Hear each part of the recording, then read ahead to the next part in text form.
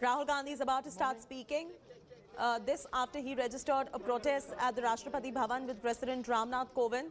Anand, we are expecting Rahul Gandhi to speak about his sister's detention as well. But opposition parties के leaders के साथ गए और अब हम कांग्रेस पार्टी के जो सीनियर लीडर्स हैं उनके साथ गए। राष्ट्रपति से हमने कहा कि ये जो कानून बनाए गए हैं ये किसान विरोधी कानून है और इससे किसानों का जबरदस्त नुकसान होने वाला है, मजदूरों का, किसानों का। सरकार ने कहा था कि ये कानून किसान के फायदे के हैं और देश को दिख रहा है कि किसान कानून के खिलाफ खड़ा हुआ है। और मैं प्रधानमंत्री जी से कहना चाहता हूं कि ये किसान हटेगा नहीं। प्रधानमंत्री को ये नहीं सोचना चाहिए कि किसान और मजदूर घर चले जाएंगे, नहीं जाएंगे जब तक ये कानून वापस नहीं लिया जाएगा। जॉइंट सेशन कीजिए और कानून को एकदम वापस लीजिए, क्योंकि किसान वापस नहीं जाने वाला है। और हम सब, विपक्ष की सब पार्टियां किसानों के साथ, मजदूरों के साथ खड़े हैं और खड़े रहेंगे। जिस प्रकार से ये कानून पास किया गया वो भी बिल्कुल गलत था। बिना डिबेट किए, बिना किसानों से चर्चा किए, बिना मजदूरों से पूछे ये कानून ऊपर से थोप दिए गए हैं और इन कानूनों को हटाना ही पड़ेगा, विद्रॉ करना ही पड़ेगा।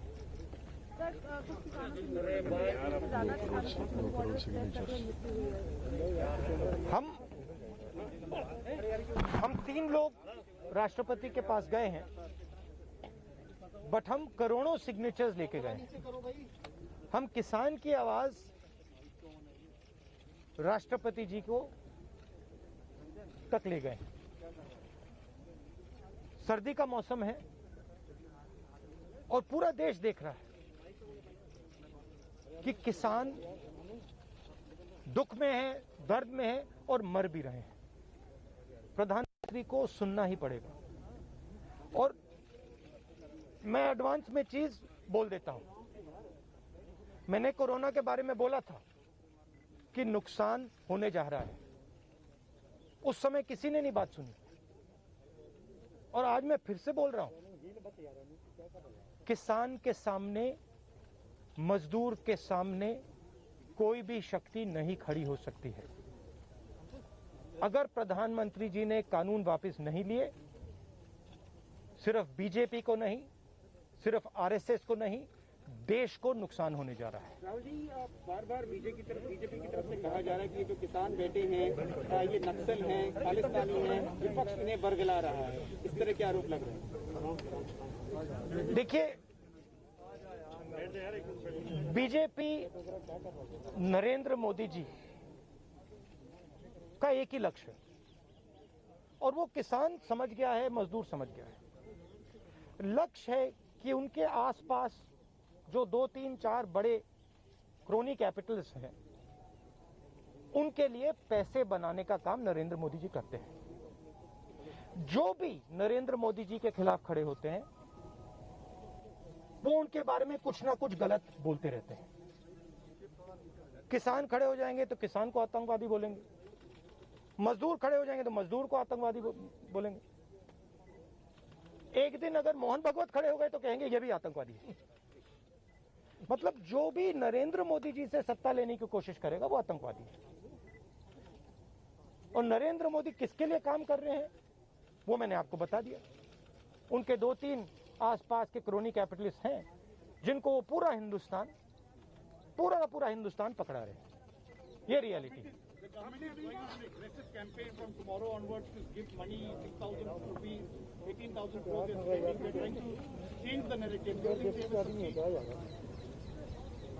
Look, the point is, it's a very simple thing. There are millions of people who live off our agricultural system. Large percentage of our people live off our agricultural system. These are laborers, they are farmers, they are small traders. These are these people. And they are the backbone of the country. Now, we understand that agriculture has to be reformed. What we are saying is that if you destroy this system, these millions of people will have nothing to do. They will not be able to feed themselves. And you will create massive destruction, massive pain in the country. Why is the Prime Minister doing this? It is a very simple calculation. The Prime Minister is doing this because he wants to help 2 or 3 business people. He does not care what happens to these people. He will construct whatever narrative he has to construct to make sure that the wealth transfer that is taking place to 3 or 4 people continues. He will call people terrorists. He will call people anti-nationals. He will call people criminals. He will do whatever he has to do to transfer the wealth from these people, the backbone of this country, to those people, 3 or 4 of them, 5 of them. That's the crux. And we are fighting this. We are saying that in India, where you have destroyed the agricultural system, will not function. Just like I said, take Corona seriously. Corona is going to kill people in massive numbers if you do not act. At that time they said, scaremongering. Now they're not saying scaremongering. When I suggested to the Prime Minister that do not do this in a centralized way, give power to the chief ministers, he didn't do it. He caused thousands and thousands of people to die because he didn't do it. And then afterwards, after I said it in the press conference, he did it. So the point is, you have an incompetent man who is controlled by certain other people. This is what India has to understand. This is what all youngsters have to understand. You have an incompetent man who doesn't understand anything, running a system on the behalf of 3 or 4 other people who understand everything. And their aim is to take huge amounts of money from the poor people of India and put it in their pockets. And that is what we are fighting. And frankly, it doesn't matter what you think right now, because all of you will face this. There's not going to be a single person in this country who's not going to face this. If you're a farmer, you will face it. You're a small businessman, you will face it. You're a journalist, you will face it. This is an assault on the idea of India. That is why we're standing here. That is why I've gone to the president. That is why we've signed these forms. So you posted a tweet about Wayanad yesterday about a family which was struggling while doing their farming. But there are several more instances like this. But the BJP is saying that this is just Punjab farmers who are protesting here at the delegate. No other farmer in the country has a problem. That's just not true. That is just not true. We are not allowed to go out. We are not allowed to go out of the ICC office. The police stops us from going out. Why don't you let us go out? Why don't you let me go and tour in the states? See what happens. Every single farmer of this country, every single labor of this country stand up. But आप police लगवाते हो, हाथरस जाते हो, arrest करते हो, AIC से हमारे MPs को बाहर नहीं निकलने देते हो, और फिर कहते हो कि भैया मतलब सब कुछ ठीक है. और Prime Minister needs to realize that there is a limit to this. आपने थोड़ा सा करना है, आपने 2-3 लोगों की मदद करनी है, थोड़ा सा करना है, आप कर सकते हो. बट जिस प्रकार से नरेंद्र मोदी कर रहे हैं, मैं फिर से दोहरा रहा हूं, हिंदुस्तान के किसी भी युवा को रोजगार नहीं मिलेगा. सारे छोटे बिजनेस, सारे मिडिल साइज बिजनेस खत्म हो जाएंगे. और दूसरी बात याद रखिए, जिस चीज को आप सब भूल गए हैं, चाइना बॉर्डर पे बैठा है. चाइना ने हिंदुस्तान की हजारों किलोमीटर जमीन छीन ली है. प्रधानमंत्री उनके बारे में क्यों नहीं कहते? उसके बारे में चुप क्यों है? तो मेरा कहना है कि पूरा का पूरा कॉम्बिनेशन बन रहा है. एक तरफ आप अपने सिस्टम को तोड़ रहे हो, आप अपने लोगों को लड़ा रहे हो, आप अपने किसान को मार रहे हो, मजदूर को मार रहे हो, और दूसरी तरफ बाहर से फोर्सेस देख रही हैं, कह रहे हैं कि बहुत अच्छा है, नरेंद्र मोदी हिंदुस्तान को कमजोर कर रहा है और हमारे लिए अच्छी अपॉर्चुनिटी बनने जा रही है. मैं देश को बता रहा हूं, मैं वार्निंग दे रहा हूं कि आप देखिए क्या हो रहा है.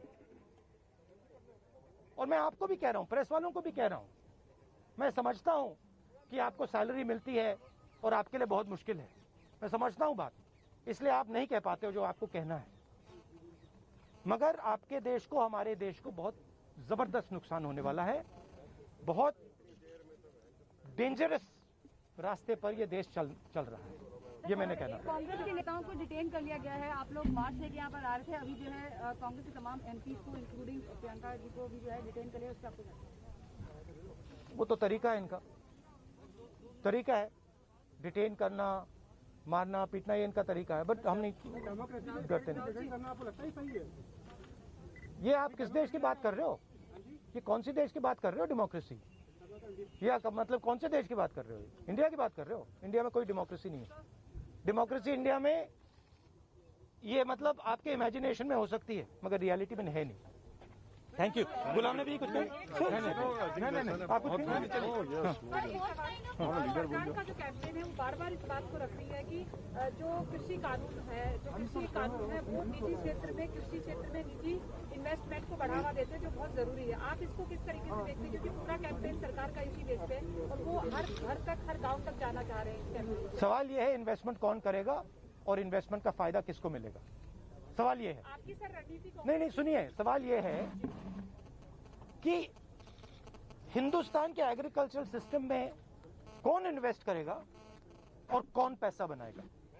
हिंदुस्तान के एग्रीकल्चरल सिस्टम में आज तक किसान ने इन्वेस्टमेंट किया है, मजदूर ने इन्वेस्टमेंट किया है, ये जो जवान हमारी सेना बॉर्डर पे खड़े हैं, इनके माता पिताओं ने किया है। इन्वेस्टमेंट ये करते हैं और रिटर्न किसको मिलता है? रिटर्न 2-3 उनके उद्योगपति मित्रों को मिलता है। ये पूरा देश जानता है, पूरा देश इस बात को समझता है कि इन्वेस्टमेंट हम करते हैं। आपके माता पिता क्या करते हैं? हाँ, आप एग्रीकल्चर फार्मर थी, अब आप जर्नलिस्ट हैं, है ना? तो आप जानते हो कि आपके फादर ने इन्वेस्टमेंट किया या नहीं? मैं तो जानती हूँ, लेकिन अरे मैं आपसे पूछ रहा हूँ, आप देश की महिला हैं, आपके पिता ने इन्वेस्टमेंट किया ना? मेरी मदर फार्मर है, उन्होंने इन्वेस्टमेंट किया ना? किसके लिए इन्वेस्टमेंट किया? क्या इन 2-3 लोगों के लिए इन्वेस्टमेंट किया, या आपके परिवार के लिए किया, आपके एजुकेशन के लिए किया, आपके स्वास्थ्य के लिए किया, आपके स्वास्थ्य के लिए किया, आपके एजुकेशन के लिए किया? 2-3 बिजनेसमैन उनके लिए तो नहीं किया ना? तो सवाल यही है, इन्वेस्टमेंट कौन कर रहा है? आपके माता पिता ने किया, करोड़ों किसानों ने किया, और रिटर्न किसको मिल रहा है? यही हम पूछना चाह रहे हैं कि क्या कांग्रेस की कोई रणनीति है इस बात को काउंटर करने के लिए, गांव तक जाना? काउंटर करने की जरूरत, काउंटर आप क्या बात कर रही हैं? काउंटर करने, आप क्या बात कर रही हैं काउंटर करने के? मतलब आपको ये नहीं मालूम कि, अरे भाई आपको क्या, आप क्या हिंदुस्तान के किसान को बेवकूफ समझती हैं क्या? तो फिर अगर आपको समझे तो उसको कैसे समझ नहीं है? अगर ये यहाँ पे लाखों लोग जो हजारों लोग जो बैठे हैं दिल्ली के बाहर, क्या ये सुनिए, ये जो लाखों लोग आए, क्या ये मिठाई खाने आए क्या? क्या इनको समझ नहीं है क्या हो रहा है? इनको समझ नहीं क्या हो रहा है? इनको मालूम है, क्लियरली मालूम है, इनको मालूम है नरेंद्र मोदी चोरी कर रहा है, इनको मालूम है कि ये दिन भर इन्वेस्टमेंट करते हैं, 24 घंटा इन्वेस्टमेंट करते हैं, और उधर इन्वेस्टमेंट कहीं और जाता है, रिटर्न कहीं और जाता है। Thank you very much. Go Rahul Gandhi in a very sharp attack against the centre and Prime Minister Modi. He has gone ahead and sharpened his attack, says all the opposition parties are standing by with the farmers, and says that he's told the president that the 3 farm laws need to be repealed, and he wants to tell the farmers that he wants to tell the president that the farmers will not go back until the laws are repealed. He has called for a joint session of the parliament to repeal the farm laws. Anand Patel joins us line. Anand, we just saw Rahul Gandhi making a very sharp attack against the centre, very sharp attack against Prime Minister Modi. All of this happening while the cops have detained Priyanka Gandhi Vadra along with a few other Congress leaders. Looks like the Congress and many other opposition parties are up in arms against the centre over the 3 contentious farm laws. Well, absolutely. This was a clear message which the Congress party wanted to send across to the agitating farmers who are there at the Delhi borders for almost a month now. And the Congress party has succeeded in doing that. Earlier on, they had planned to take out a march from Vijay Chowk to the Rashtrapati Bhavan, and we had seen how the dramatic scenes played out at the AICC. The Delhi police barricaded the entire AICC and the buses were not allowed. All the MPs were detained there. And then only Rahul Gandhi, Ghulam Nabi Azad and Adhir Ranjan Chaudhary, the two leaders of oppositions, accompanied him to the Rashtrapati Bhavan, and where they submitted a memorandum to the president requesting him and appealing him that the farmers are sitting at the Delhi borders for almost a month and these 3 laws should be repealed. Clearly the Congress party and Rahul Gandhi want to send out the message that they stand in solidarity with the agitating farmers, and that is the reason why the Congress party had come up with the 2 crore signatures of farmers from across the country, trying to say that it's not just the farmers of Haryana and Punjab, but also the farmers in other states who will be affected by these 3 laws, which the Rahul Gandhi says the government should repeal and call in a session, a joint session of both the houses of the parliament to repeal the law. This at a time when the government has refused to even call the winter session of the parliament. So clearly, Rahul Gandhi and the Congress party upping the ante against the NDA government and Prime Minister Narendra Modi, accusing him for helping the capitalists, few handful of capitalists, at the cost of the farmers. Yes, he did speak about the crony capitalism as well, and he has sharpened his attack against the centre. Anand, I request you to stay on with us. Rahul Gandhi going on to say democracy is in danger, and anyone who tries to go against the centre is being branded as a terrorist and anti-national. Cops, in the meanwhile, have detained Priyanka Gandhi. This is our top focus on India Today. Slipping